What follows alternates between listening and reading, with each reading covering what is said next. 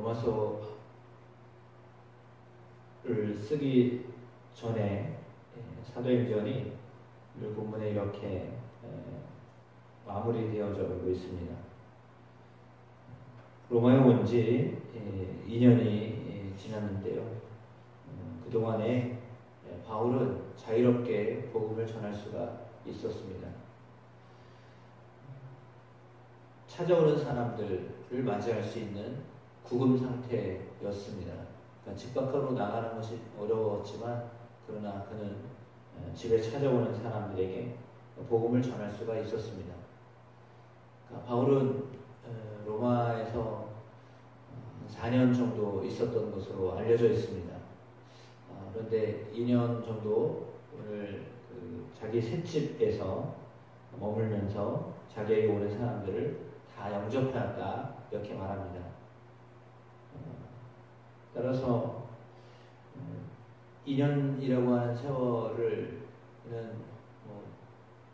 혼자도 있을 수 있었겠지만 찾아오는 사람들이 계속해서 찾아왔습니다. 그 아마도 복음을 전하였을 때 들은 사람들이 또다시 찾아오는 경우가 많았을 것입니다. 그래서 이제 전도된 사람들이겠죠. 복음을 들은 사람들이 또 다른 사람들을 데리고 돌아오거나 아니면 들었던 사람들이 또다시 오거나 이렇게 해서 2년 동안 그의 집은 마치 유대인의 회당과 같이 그런 쓰임을 받았습니다. 과거의 초대 교회는 건물이 있는 교회였다기보다는 자기 집을 개방해서 거기서 복음을 전하고 또 예배를 드리고 했었던 거죠. 우리나라도 역시 마찬가지죠. 처음부터 예배당 짓고 신앙생활 하지 않았고요. 물론 우리 교회도 아마 그랬을 것 같습니다. 처음부터 건물이 있거나 그래서 그런 어떤 복음이 전파된 것이 아니라 늘 열린 마음을 가지고 복음을 받았던 사람이 있다면 그 사람의 집에서부터 복음이 전해졌습니다. 바울이 로마에 있는 경우에는 바울이 어디를 갈 수가 없었기 때문에 자기 집에서 그렇게 복음을 전할 수밖에 없었는데 죄수였던 바울이 더군다나 일도 할 수 없었던 바울이 2년 동안 셋집에서 사람들을 맞이하고 복음을 전할 수 있었다라고 하는 것은 그만큼 그를 도왔던 동역자들이 그에게 그 일들을 감당할 수 있도록 협력했다라고 하는 것을 의미하고 있습니다. 그래서 혼자는 복음을 전할 수 없는 겁니다. 열정은 있고 뭔가를 할 수 있었지만 그럼에도 불구하고 그를 돕는 사람들이 있었기 때문에 로마서에 나와 있는 많은 사람들이 그를 도왔기 때문에 2년 동안 구금 상태였지만 그럼에도 불구하고 복음을 전할 수 있었습니다. 물론 복음을 전한다고 해서 모든 사람들이 다 듣는 것은 아닙니다. 바울에게 찾아왔던 사람들은 그래도 호기심이 있었던 사람들, 듣고자 했던 사람들이었는데 그 사람들 사이에는 24절의 말씀처럼 믿는 사람도 있고 믿지 않는 사람도 있었습니다. 관심을 가지고 찾아오지만 그러나 그 관심이 모두 다 믿는 데까지는 나아가지 않습니다. 복음은 듣지만 그러나 그 복음 들었다고 해서 그들이 진정으로 믿는 사람이 되는 건 아니거든요.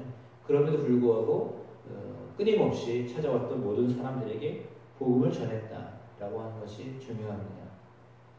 우리는 복음을 전하는 것이 그들로 하여금 구원을 얻어서 동일한 하나님의 백성이 되도록 하는 데 목적을 두고 있습니다. 그래서 할 수만 있으면 많은 사람들이 복음을 듣기를 원하는 것이죠. 그렇지만 그들의 반응은 이렇게 다를 수 있습니다. 그러니까 믿는 사람도 있을 수 있고 믿지 않는 사람도 있을 수 있습니다. 그것은 물론 복음이 자유를 말해주고 있지만 참된 자유가 무엇인지를 알지 못하는 사람들은 죄로부터의 자유함을 주셨던 예수님을 믿어야 자유가 오는 것인데 그것도 알지 못한 채 내가 안 믿는 것도 자유다 이렇게 생각하기 때문에 진정한 자유가 뭔지를 알지 못하고 바울에게 왔지만 바울의 곁을 떠나는 사람도 있었다라고 하는 것입니다. 세상적인 눈으로 봤을 때는 바울이 복음을 전했는데 그 복음이 영적으로 와닿지 못했기 때문입니다. 다시 말하면 말씀에는 능력이 있지만 그 말씀을 받아들일 만한 준비가 안 된 사람들에게는 그 복음이 아무리 능력이 있어도 그것을 받을 수가 없었던 것입니다.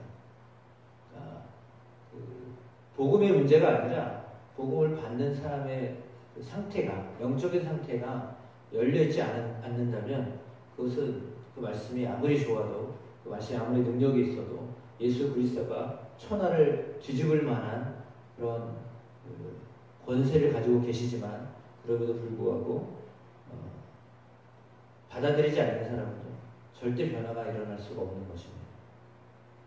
따라서 아무리 좋은 것이라 할지라도 받지 않으면 그거는 아무 소용이 없는 거잖아요.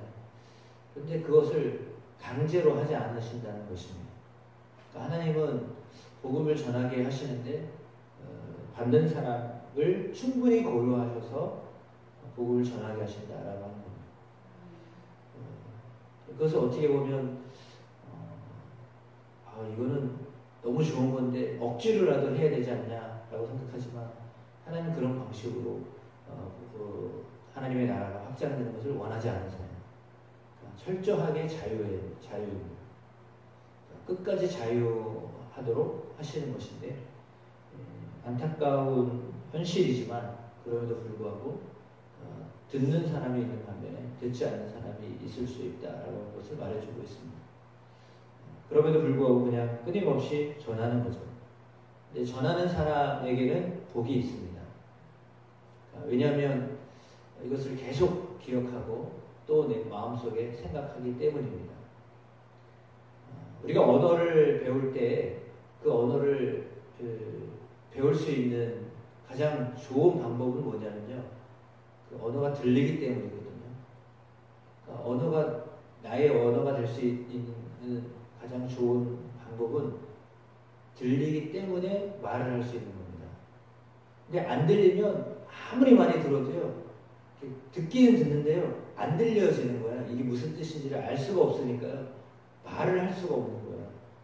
그러니까 듣기는 듣는데 이 말이 무슨 말인지를 모르니까 이제 더 이상 듣고 싶지 않은 거죠.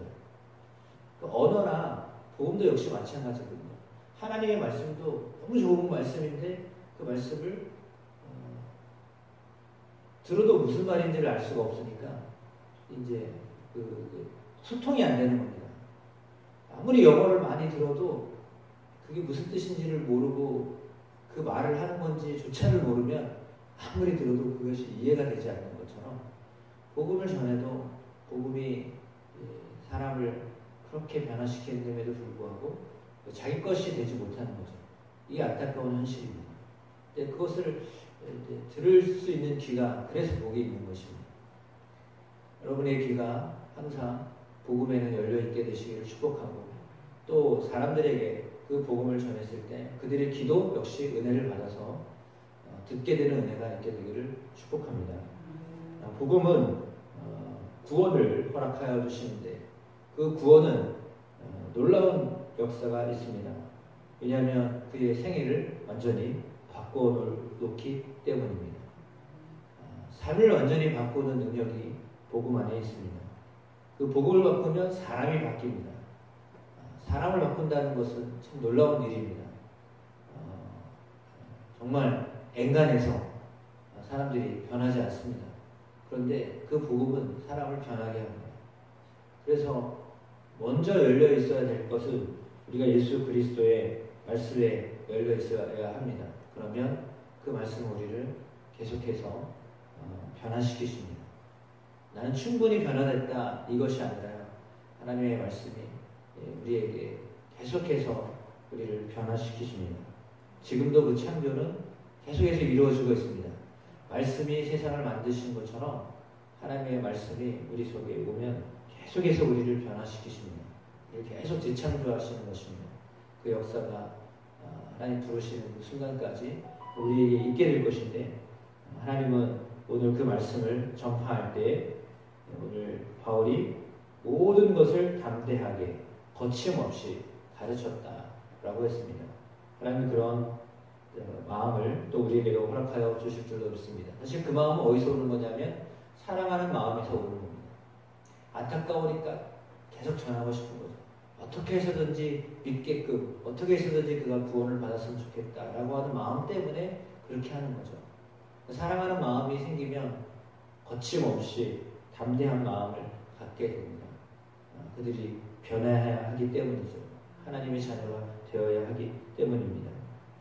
따라서 믿는 사람이 생기고 믿지 않는 사람도 있겠지만 그럼에도 불구하고 바울을 통하여 복음이 로마에 전해졌고, 물론 바울은 로마에서 순교당한 것으로 알려져 있습니다.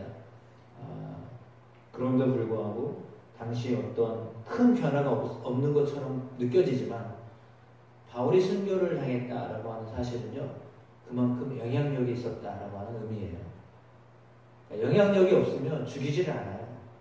이걸 그냥 내버려 두면 뭔가 큰일이 나겠다 싶으니까 사실은 죽인 거잖아요.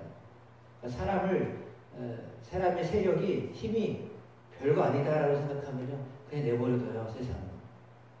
근데, 이거 봐라, 이거 안 되겠네? 이거 괜히 내버려뒀다가 내가 위험해지겠어. 그러니까, 이제 계속적으로 위협을 가하고, 위협을 가해도 꿈쩍도 안 하니까 제거를 하는 거예요. 순교를 시키는 거예요.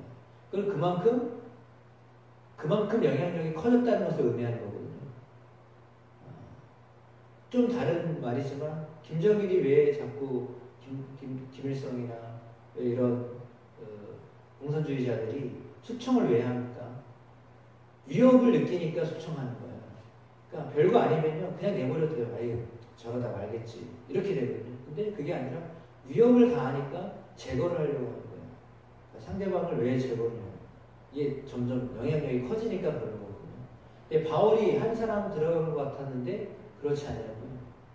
이게 숫자가 점점 늘어나니까 제거를 한 거예요. 근데 놀랍게도요, 기독교는 제거를 하고 순교를 당하면 더 커져요.